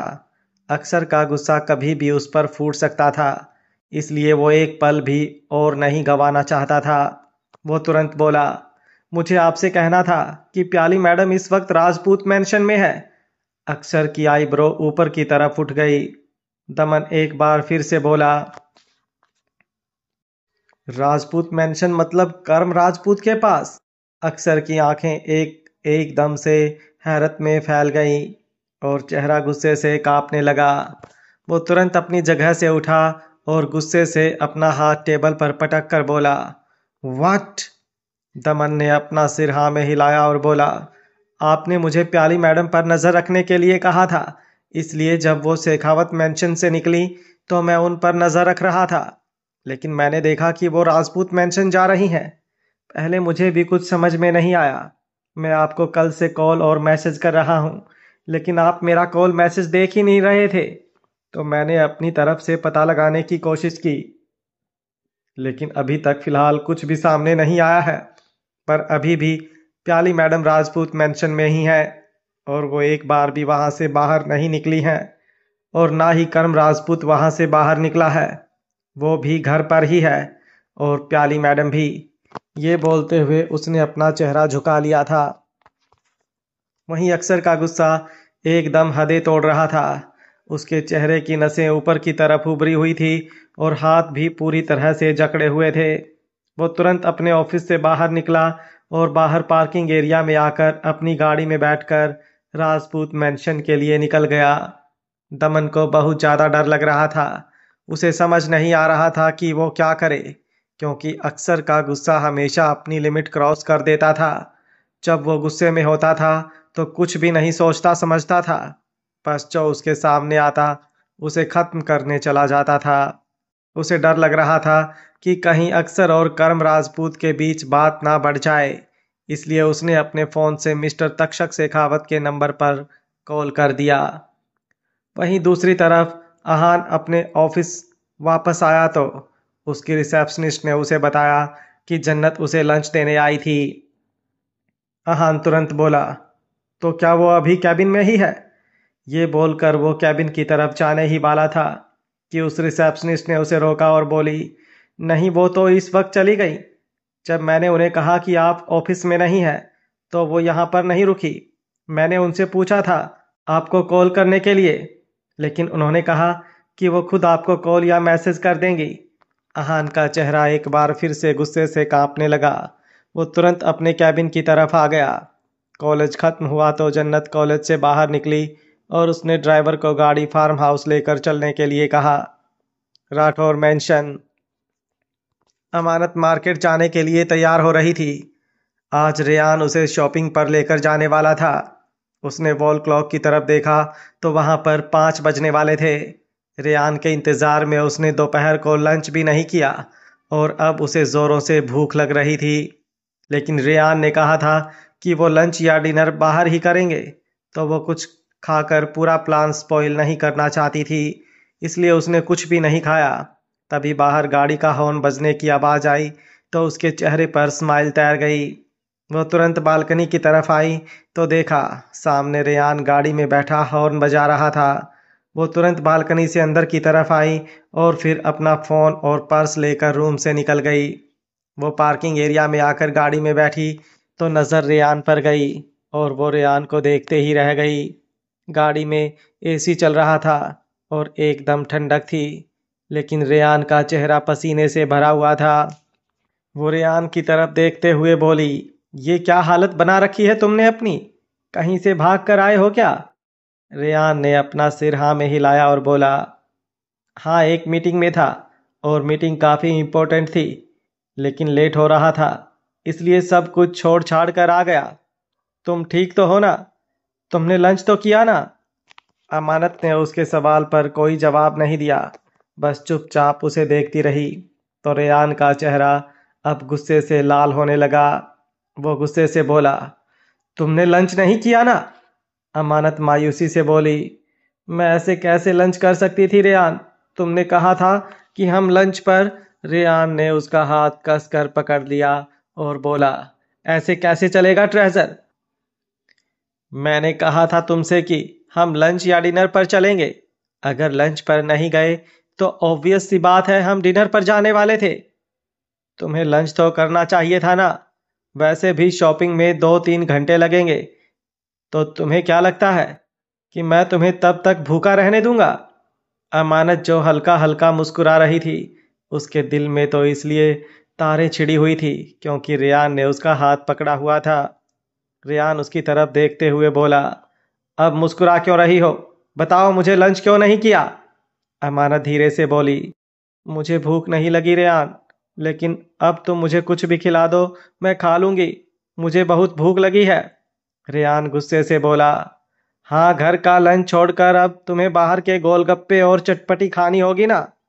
ये बात सुनते हुए अमानत ने अपने दांतों तले अपनी जीभ दबा ली। उसके एक्सप्रेशन देखकर रेयान हंसा और बोला, लेकिन मैं तुम्हें ये सब नहीं खिलाने वाला। अगर पहले शॉपिंग नहीं होगी तो पहले हम रिसोर्ट चलते हैं, वहां पर खाना खाएंगे और उसके बाद ही शॉपिंग होगी। अमानत जल्दी से बोली, लेकिन तब तक तो सब कुछ बंद हो जाएगा। क्या आज मैं शॉपिंग नहीं करूंगी? मेरा मन था शॉपिंग करने का, मेरे पास कपड़े भी नहीं है। आज तो मैं जैसे तैसे ये पहन लिया, लेकिन कल क्या पहनूंगी? रेयान तुरंत बोला, मैं तुम्हें दादी माँ से कपड़े ले दूंगा, उनके कपड़े तुम्हें अच्छे से फिट बैठेंगे। उसकी बात सुनकर अमानत उसे घूर कर देखने लगी। रेयान हंसा और बोला, अच्छा ठीक है, देखते हैं क्या हो सकता है। ये बोलते हुए उसने गाड़ी आगे की तरफ बढ़ा दी थी और अब अमानत को एक्साइटिंग फील हो रहा था। उसे समझ नहीं आ रहा था कि रेयान क्या करेगा, उसे शॉपिंग पर लेकर जाएगा या डिनर पर। कुछ देर बाद उनकी गाड़ी मॉल की पार्किंग एरिया में आकर रुकी और अमानत के चेहरे पर मुस्कुराहट तैर गई। उसे शॉपिंग करने की भूख तो खाने की भूख से भी ज्यादा थी, लेकिन मॉल में लाकर रेयान पहले उसे फूड एरिया की तरफ ले गया। अमानत ने छोटू सा मुंह बनाया तो रेयान उसकी तरफ देखते हुए बोला, पहले तुम कुछ खाओगी, उसके बाद ही शॉपिंग होगी, और जितना तुम खाओगी उतनी शॉपिंग होगी। अब तुम देखो तुम्हें कितना खाना है और कितनी शॉपिंग करनी है। रेयान की बात पर अमानत उसे घूर कर देख रही थी। रेयान ने उसके लिए फ्रूट सलाद ऑर्डर की और अपने लिए एक बर्गर। कुछ देर में अमानत ने वो सब फिनिश किया और फिर दोनों शॉपिंग के लिए एक ब्रांड स्टोर पर आ गए। वहीं दूसरी तरफ अक्षर की गाड़ी राजपूत मेंशन के पार्किंग एरिया में आकर रुकी और अक्षर गुस्से से कांपते हुए अंदर की तरफ आया। अंदर गार्ड ने उसे रोका तो अगले ही पल अक्षर ने उस गार्ड के चेहरे पर एक जोरदार तमाचा जड़ दिया। इस वक्त अक्षर को खासकर सबसे ज्यादा गुस्सा किसी पर आ रहा था तो वो प्याली पर आ रहा था। लेकिन ये गुस्सा प्याली पर बाद में फूटने वाला था, पहले बाकी सब पर फूटने वाला था। जैसे ही उस गार्ड को थप्पड़ लगा, बाकी के गार्ड खुद ब खुद पीछे की तरफ हट गए। उनमें से ऐसा कोई था ही नहीं जो शेखावत फैमिली को ना जानता हो। अक्षर तुरंत अंदर की तरफ आया और अंदर आते ही वो जोर से चिल्लाया, कर्म राजपूत। उसके चीखने की आवाज सुनकर ऊपर रेलिंग पर खड़ा एक इंसान हंसने लगा। अक्षर ने ऊपर की तरफ देखा तो वहां पर कर्म खड़ा था, जिसने इस वक्त एक बाथ टॉवल पहना हुआ था। कर्म के आदमी प्रवीण ने कर्म को पहले ही अक्षर के आने के बारे में बता दिया था। कर्म अक्षर की तरफ देखते हुए बोला, आज अक्षर शेखावत मेरे दरवाजे पर ये जादू कैसे हो गया? अक्षर गुस्से से कांपते हुए बोला, प्याली कहाँ पर है? कर्म व्यंग्य से मुस्कुराया और सीढ़ियां उतर कर नीचे की तरफ आने लगा। वो अक्षर की तरफ देखते हुए बोला, बीवी तुम्हारी और उसका पता तुम मुझसे पूछ रहे हो? उसकी बात पूरी होती उससे पहले ही अक्षर ने एक जोरदार पंच कर्म के चेहरे पर जड़ दिया तो कर्म का चेहरा दूसरी तरफ लुढ़क गया। दर्द से उसने आह भरी, लेकिन अगले ही पल वो शैतानों की तरह अक्षर की तरफ देखने लगा। वो अक्षर की तरफ देखते हुए बोला, लगता है बीवी के जाने का काफी दुख लगा है, काफी सदमा लगा है तुम्हें, इसलिए जंगली हो गए हो। अक्षर ने उसके गिरेबान से पकड़ा और बोला, अगर 1 मिनट के अंदर अंदर तूने मुझे मेरी बीवी के बारे में नहीं बताया ना, तो जंगल और जंगली होता क्या है ये मैं तुझे बहुत अच्छी तरह से बता दूंगा। शांत हूं तो शांत रहने दे, अगर शोर मचाया तो तेरे कानों को मेरा शोर बर्दाश्त नहीं होगा। जल्दी बता, प्याली कहाँ है? करम मुस्कुराया और बोला, नहीं बताऊंगा। जैसे ही उसने कहा, अक्षर ने एक जोरदार थप्पड़ उसके चेहरे पर जड़ दिया। करम का चेहरा एक बार फिर से दूसरी तरफ हो गया, लेकिन इस बार वो शैतानों की तरह हंसने लगा। उसे हंसते हुए देख अक्षर का गुस्सा और भी ज्यादा उबल रहा था। वो गुस्से में पागल हो रहा था, अपना कंट्रोल खो रहा था। कर्म हंसते हुए रुका और बोला, और मार ले, जितना मारना है मार ले, लेकिन तेरी बीवी का पता सच में मेरे पास नहीं है। अक्षर गुस्से से दांत पीसते हुए बोला, मैं तुझे जिंदा नहीं छोड़ूंगा। अगर प्याली को एक खरोंच भी आई तो मैं तुझे तेरे ही घर में जिंदा जमीन में गाड़ दूंगा। करम मुस्कुराया और बोला, बेशक से गाड़ देना, पहले जाकर अपनी बीवी को ढूंढ और फिर उसके पूरे बदन पर वो खरोच ढूंढना जो मैंने उसे दी है। ये बोलते हुए उसके चेहरे पर बेशर्मी तैर रही थी। अक्षर ने गुस्से से जबड़े कसते हुए एक पंच उसके चेहरे पर और जड़ दिया, लेकिन इस बार अक्षर रुका नहीं। वो लगातार करम को मारता रहा, लेकिन करम ने सामने से उसे कुछ नहीं कहा। अक्षर एक के बाद एक लगातार उसके चेहरे पर पंच जड़ रहा था, लेकिन करम को जैसे कोई फर्क ही नहीं पड़ रहा था।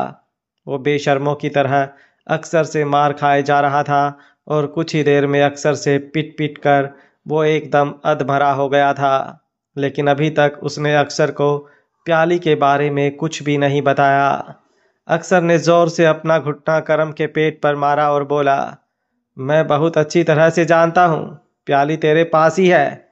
ये बोलते हुए उसने अपनी कोहनी एक बार फिर से करम की गर्दन पर मारी तो करम दर्द से चिल्ला उठा। अक्षर ने उसे जोर से धक्का दिया और करम सीधा नीचे जमीन पर जाकर गिरा। वो अब इस हालत में भी नहीं था कि अक्षर को कोई जवाब दे सके। जवाब तो उसने पहले भी नहीं दिया। जब से अक्षर वहां पर आया था तब से वो उसे पीट रहा था।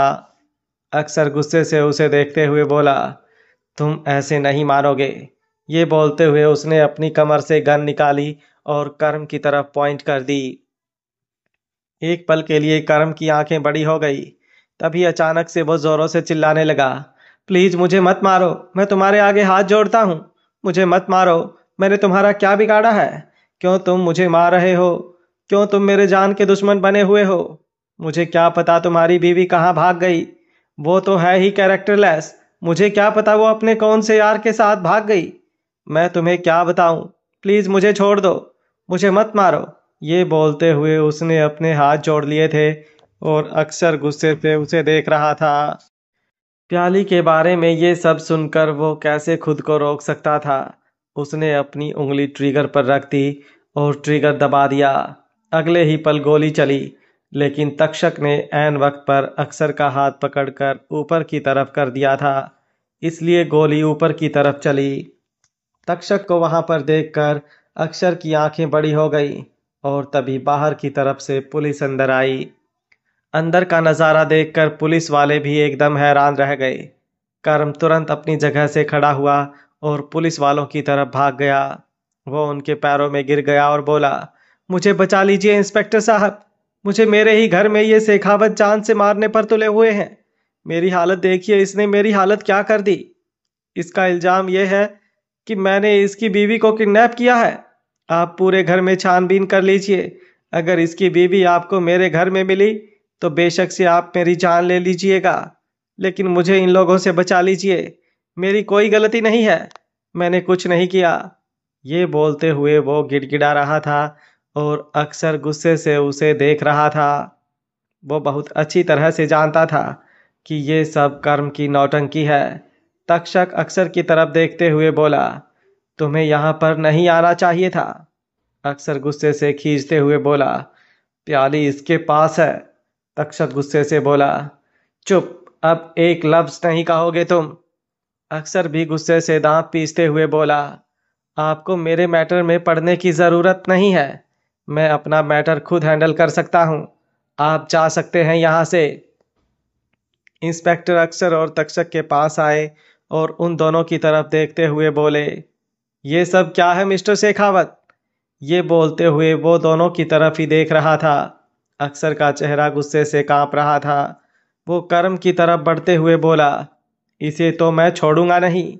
ये बोलते हुए वो उसके करीब आ चुका था, लेकिन तभी तक्षक ने पीछे से आकर उसे संभाल लिया। इंस्पेक्टर तक्षक की तरफ देखते हुए बोले, प्लीज मिस्टर तक्षक शेखावत, आप संभालिए इन्हें, इनका गुस्सा इन्हें आउट ऑफ कंट्रोल कर रहा है। अगर कोई बात है तो आप प्लीज हमें बताइए, लेकिन आप इस तरह से किसी की जान नहीं ले सकते। तक्षक तुरंत बोला, कोई मैटर नहीं है, मैं बस अक्षर को लेकर यहाँ से जा रहा हूँ। अक्षर ने जोर से तक्षक को धक्का दिया और बोला, मैं यहाँ से कहीं नहीं जाऊंगा। जब तक मुझे प्याली नहीं मिल जाती तब तक मैं यहाँ से कहीं नहीं जाऊंगा। मैं इसे जिंदा नहीं छोड़ूंगा। ये बोलते हुए वो कर्म की तरफ गन पॉइंट करने लगा, लेकिन तक्षक ने तुरंत उससे गन छीन ली।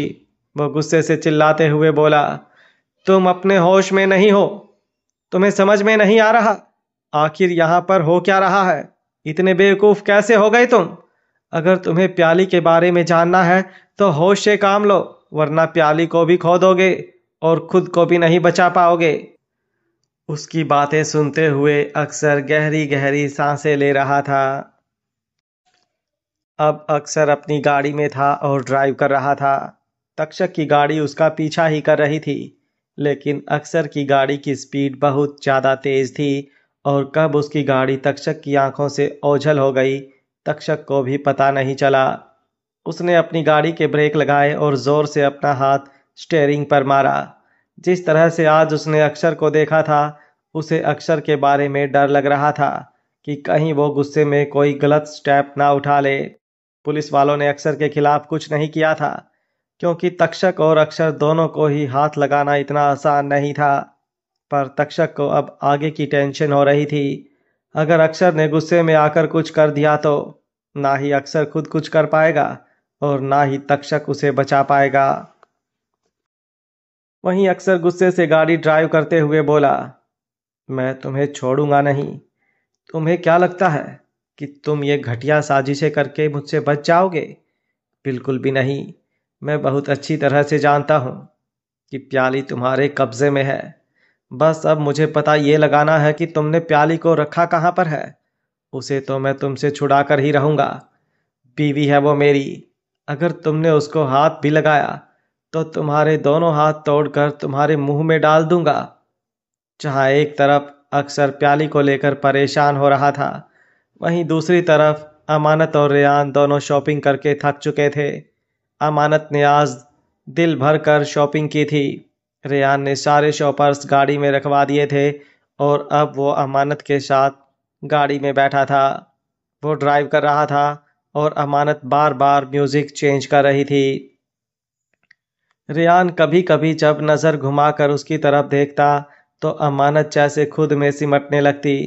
उसे समझ में नहीं आ रहा था कि रेयान उसे यूं बार बार देख क्यों रहा है, हालांकि वो पहले कभी ऐसे नहीं करता था।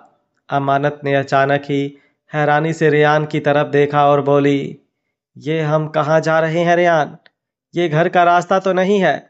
रेयान हल्का सा मुस्कुराया और बोला, ये तो अब जब हम जहाँ जा रहे हैं वहाँ पहुँचेंगे तभी तुम्हें पता चलेगा। उसकी बात सुनकर अमानत के चेहरे पर एक्साइटिंग एक्सप्रेशंस आ गए। वो सोच रही थी कि अब रेयान उसे कहाँ लेकर जा रहा है। तभी रेयान की गाड़ी राठौर फार्म हाउस में आकर रुकी। अमानत की आंखें और भी ज़्यादा बड़ी हो गई। रेयान गाड़ी से बाहर निकला और उसने अमानत का हाथ पकड़कर उसे भी गाड़ी से बाहर निकलने के लिए कहा। अमानत जैसे ही गाड़ी से बाहर निकली, उसकी आंखें अब और भी ज़्यादा हैरत में फैल चुकी थी। सामने की तरफ गार्डन एरिया था, जहां पर खूबसूरत डेकोरेशन की हुई थी, जो कि बर्थडे की थीम से रिलेटेड थी। सामने टेबल पर एक बहुत ही खूबसूरत प्रिंसेस केक रखा हुआ था और उसके पास ही एक छोटा सा गिफ्ट बॉक्स भी था। अमानत ने हैरानी से रेयान की तरफ देखा और बोली, ये सब तुमने मेरे लिए किया? रेयान कुछ सोचते हुए बेफिक्री से बोला, नहीं, मेरी गर्लफ्रेंड का बर्थडे है, उसके लिए किया है। तुम गेस्ट बनकर आई हो। उसकी बात सुनकर अमानत का मुंह बन गया। उसने गुस्से से रेयान के सीने पर जोर से मुक्का मारा और बोली, तुम्हारी हिम्मत भी कैसे हुई अपनी बीवी के सामने अपनी एक गर्लफ्रेंड का जिक्र करने की? रेयान को जैसे ही वो मुक्का लगा, वो तुरंत से बोला, आउच। अमानत अभी भी गुस्से से उसे देख रही थी। रेयान उसकी तरफ देखते हुए बोला, बुरा लगा? अमानत चिढ़ कर बोली, बुरा? बहुत बुरा लगा। अगर तुम मुझे अपनी एक गर्लफ्रेंड की बर्थडे पार्टी में लेकर आते ना, तो कसम से बता रही हूँ आज तुम्हारी एक गर्लफ्रेंड का बर्थडे नहीं उसका। बोलते बोलते वो चुप हो गई थी और उसका गुस्सा देखकर रेयान हैरान रह गया। वो मुस्कुराया और उसके थोड़ा करीब होकर बोला, ये सब तुम्हारे लिए है ट्रेजर, स्पेशली तुम्हारे लिए। अब मेरी एक गर्लफ्रेंड तो नहीं है, लेकिन बेस्ट फ्रेंड तो है ना, उसके लिए मैं इतना तो कर ही सकता हूँ। उसकी बात सुनकर अमानत मुस्कुरा रही थी, लेकिन कहीं ना कहीं उसे थोड़ा बुरा भी लगा। वो मन ही मन सोच रही थी कि काश रेयान ने उसे अपनी बेस्ट फ्रेंड नहीं, अपनी बीवी कहा होता तो उसे और भी ज्यादा अच्छा लगता। वो रेयान के साथ टेबल की तरफ आई। रेयान ने मुस्कुराते हुए अमानत की तरफ देखा, जो केक की तरफ देख रही थी। केक पर प्रिंसेस डॉल तो बनी हुई थी, साथ ही साथ कुछ शॉपर्स बने हुए थे और लिपस्टिक और आईलाइनर का स्टिकर भी था। वो सब देखकर अमानत को हंसी आने लगी। रेयान अमानत के बिल्कुल करीब आया और बोला, ये केक तुम्हें बहुत अच्छी तरह से डिफाइन करता है। वो सब देखकर अमानत को हंसी आने लगी। रेयान अमानत के बिल्कुल करीब आया और बोला, अब इस केक को कट करें। अमानत ने अपना सर हाँ में हिलाया और एक बार फिर से केक कट किया। रियान ने 2 बार उसका बर्थडे सेलिब्रेट किया, एक बार रात को 12 बजे और एक बार अब। अमानत बहुत खुश नजर आ रही थी। केक कट करने के बाद रेयान ने उसे एक गिफ्ट बॉक्स दिया तो अमानत ने उसे खोल कर देखा। उस गिफ्ट बॉक्स में एक डायमंड पेंडेंट था और साथ ही एक गोल्ड चेन। अमानत उसकी तरफ देखते हुए बोली, दिया तुमने है तो इसे पहना भी दो। रेयान उसकी बात सुनकर थोड़ा सा अनकंफर्टेबल हुआ, लेकिन वो अमानत को मना नहीं कर सकता था। इसलिए वो उस डायमंड पेंडेंट और गोल्ड चेन को लेकर अमानत के पीछे आकर खड़ा हुआ। अमानत ने अपने बालों को अपनी गर्दन से हटाया तो उसकी गोरी गर्दन रेयान की आंखों के सामने थी। रेयान ने एक नजर उसे देखा और फिर अपनी नजरें हटा ली। वहीं अमानत का दिल जोरों से धक धक कर रहा था। खुद पर रेयान की छुअन को महसूस करने के लिए वो मरे जा रही थी। रेयान ने जैसे ही अपनी ठंडी उंगलियों से उसकी गर्दन को छुआ, अमानत ने अपने कपड़ों को अपनी मुट्ठी में जकड़ लिया और एक गहरी सांस ली। उसे इस वक्त बहुत ही ज्यादा खूबसूरत सा एहसास हो रहा था। रेयान उसके गले में वो चेन पहना रहा था और उसे भी बहुत अजीब सा लग रहा था। दिल में एक हलचल सी हो रही थी और हल्के हल्के रोंगटे खड़े हो रहे थे। आंखों के सामने अचानक ही जन्नत का चेहरा घूमने लगा, तो जैसे उसकी धड़कन रुकने को हो गई। उसे ऐसा लग रहा था जैसे वो जन्नत को वो चेन पहना रहा हो। अमानत ने अपनी गर्दन पर अपनी उंगलियां रखी और उस पेंडेंट और उस चेन को छूने लगी। वो तुरंत रेयान की तरफ पलट गई तो रेयान को उसमें जन्नत नजर आने लगी। वो मुस्कुराते हुए बोली, हैप्पी बर्थडे। अमानत मुस्कुराकर बोली, इसके अलावा और भी तो कुछ कहो ना। रेयान उसे देखते हुए बोला, क्या सुनना चाहती हो तुम। अमानत उसके बिल्कुल करीब हुई और बोली, कुछ ऐसा जो मेरे दिल की धड़कनों को बढ़ा दे। रेयान उसकी आंखों में देखता रहा और बड़े ही प्यार से बोला, आई लव यू। ये बोलकर उसने अपना चेहरा अमानत के चेहरे के बिल्कुल करीब कर लिया और उसके होठों पर अपने होठ रख दिए। अमानत एकदम सुन्न रह गई। रेयान से इस चीज की उम्मीद उसे दूर दूर तक नहीं थी। रेयान का पहले रात को वो सब करना और अब आज ये सब अमानत को बहुत ज़्यादा स्पेशल फील करा रहा था। लेकिन अब रेयान ने जिस तरह से आई लव यू कहा था और उसे किस कर रहा था, उसने तो जैसे अमानत की जान ही निकाल ली थी। उसने भी रेयान की पीठ पर अपने हाथ कस दिए और उसे रिस्पॉन्स देने लगी। वो बड़े ही प्यार और शिद्दत से रेयान को किस कर रही थी। वहीं रेयान की तरफ से भी उसे वही शिद्दत महसूस हो रही थी। हालांकि उसने रेयान को किस पहले भी किया था, लेकिन तब रेयान ने उसे रिस्पॉन्स नहीं दिया और अब तो रेयान उसे सच में ऐसे किस कर रहा था जैसे ना जाने उसे कितना ही प्यार करता हो। तकरीबन 10 मिनट वो दोनों यूं ही एक दूसरे को किस करते रहे और फिर जब अमानत की सांस उखड़ने लगी तो रेयान ने अपनी आंखें खोली और अचानक ही उसकी आंखें बड़ी हो गई। वो तुरंत अमानत से अलग हुआ। उसका दिल जोरों से धक धक करने लगा। अमानत मुस्कुराते हुए उसे देख रही थी। उसने अपनी नजरें झुका ली। वहीं रेयान की आंखें लाल होने लगी। उन आंखों में हल्की नमी तैरने लगी और उसकी सांसें मुश्किल होने लगी थी। अमानत ने अपनी नजरें उठाई और रेयान की तरफ देखकर कुछ बोलने को हुई, लेकिन जब उसने रेयान का चेहरा देखा तो अचानक ही उसका दिल धक सा रह गया। वो रेयान की तरफ देखती ही रह गई और रेयान तुरंत वहां से अंदर की तरफ चला गया।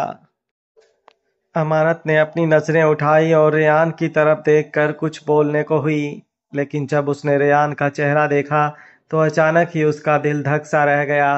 वो रेयान की तरफ देखती ही रह गई और रेयान तुरंत वहां से अंदर की तरफ चला गया। अमानत को समझ नहीं आया कि आखिर हुआ क्या।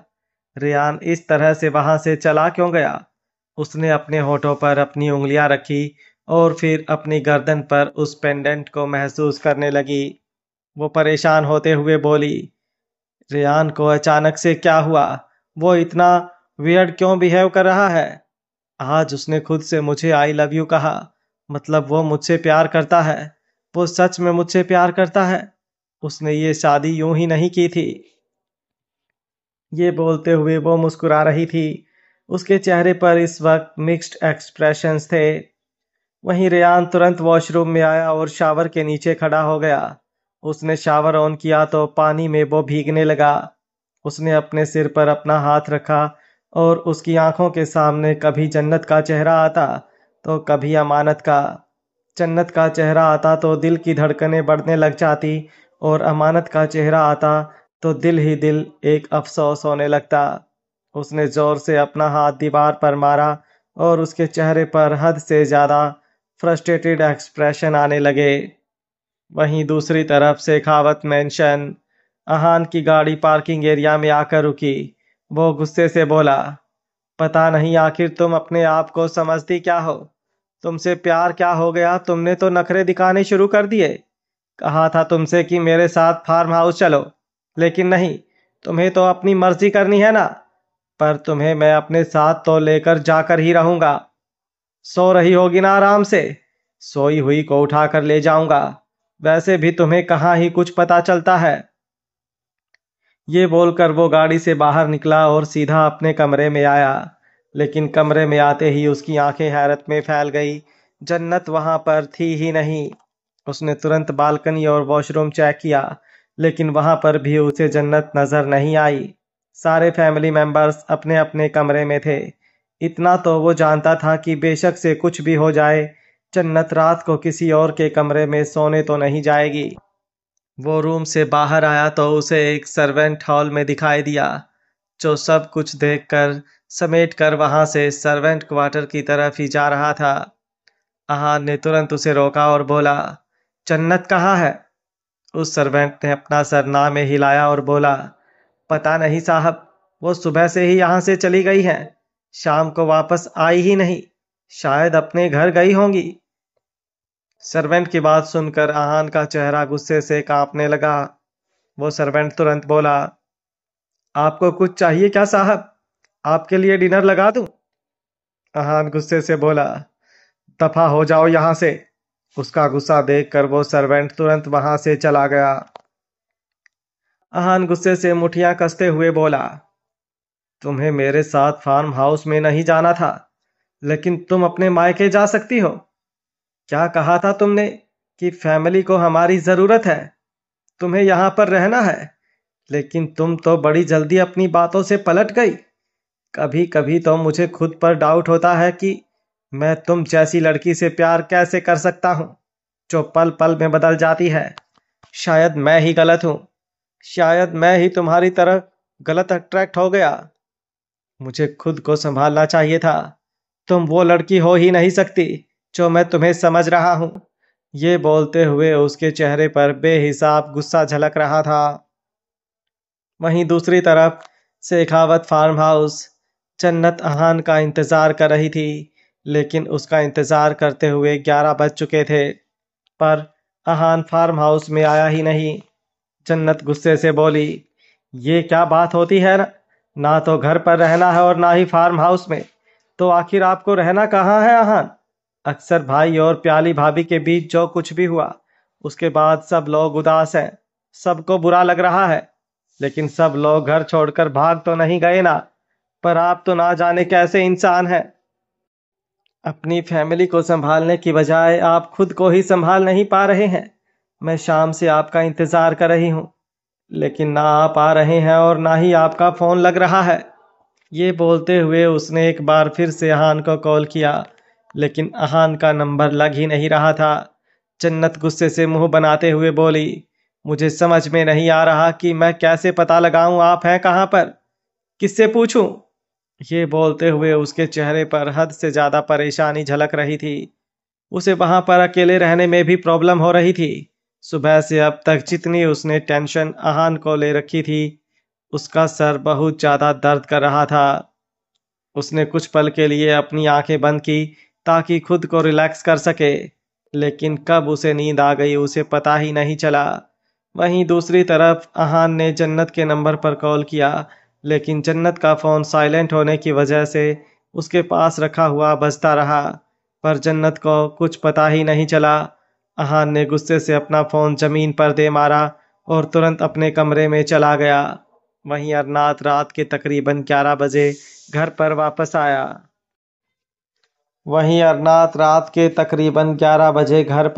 आया। इस वक्त वो बहुत बुरी तरह से थका हुआ था, लेकिन थकावट से ज़्यादा उसे तकलीफ हो रही थी इस बात से कि सुबह से एक बार भी मीठी ने उसे फ़ोन नहीं किया, ये जानते हुए भी कि आज उसका बर्थडे है। उसने उसे बर्थडे विश तक करना ज़रूरी नहीं समझा। उसे सच में बहुत बुरा लग रहा था। उसने जैसे ही रूम का दरवाज़ा खोला और अंदर की तरफ आया, उसकी आंखें बड़ी हो गईं। सामने एकदम अंधेरा था, लेकिन जैसे ही उसने दरवाज़ा बंद किया, एकदम से लाइट्स ऑन हुई, लेकिन वो लाइट्स अलग थी। नीचे कैंडल लाइट लगी हुई थी और ऊपर बिल्कुल छोटी छोटी लाइट्स जिनसे डेकोरेशन की हुई थी। सामने ही उसे मीठी नजर आई जो रेड कलर की साड़ी में बालकनी के दरवाजे की तरफ खड़ी थी। उसका चेहरा सामने आसमान की तरफ था, जहां से चांद की रोशनी उसके ऊपर आ रही थी। गाइस, लास्ट में आप सभी से एक रिक्वेस्ट है। मैं आप सभी स्टोरी लवर को बताना चाहूँगा कि हमारे स्वीट सीजल चैनल पर हम चाइनीज़ ड्रामा स्टोरीज़ को हिंदी में एक्सप्लेन करके वीडियो के साथ दे रहे हैं। तो प्लीज़ एक बार स्वीट सीजल चैनल पर विज़िट ज़रूर करें, और अगर आपको स्टोरी पसंद आए तो प्लीज़ कमेंट करके ज़रूर बताएं। थैंक